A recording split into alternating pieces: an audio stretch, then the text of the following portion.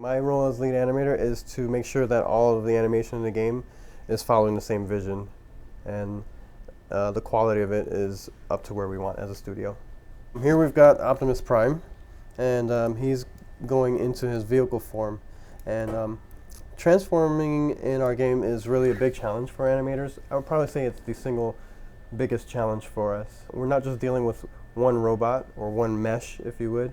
We're actually doing a sleight of hand kind of magician's trick where we sub in a vehicle for the robot and a robot for the vehicle when we go from one form to the other. And the animation challenge is how do we get these pieces visually to correspond to the robot pieces, and how do we make that flow in a way to where it's a seamless transition.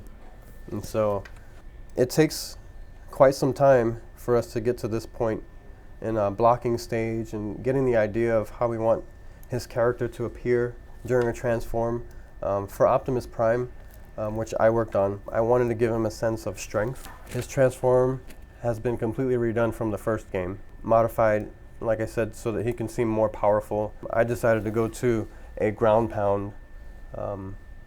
I was thinking more of like if you would say a gorilla would go, and I know he was a gorilla in some of the Beast Wars things. I just thought it was very forceful, very powerful move for him to make. I can scrub through. So at the beginning, which when you are playing the game, you might not see all this stuff because it happens so quickly. He just forces his fists right into the ground, and then we've got our swap right there. So where we end up right here, there is no robot. The transform times going in the vehicle are about 66 frames. So that's just over 2 seconds. And going back into robot, there are 38 frames, which is about a second and a half. We definitely want to be able to go into robot and start shooting right away. The transition time going into vehicle, like I said, you can steer this guy and still have pieces resolving, whereas on the robot side, it'd be a lot more difficult to do that. I mean, what it comes down to is responsiveness for gameplay. Animators are always going to want more time. If I had more time, I can make this look good, or I can make this look even more fantastic. And we wrestle with gameplay a lot until we find a happy medium.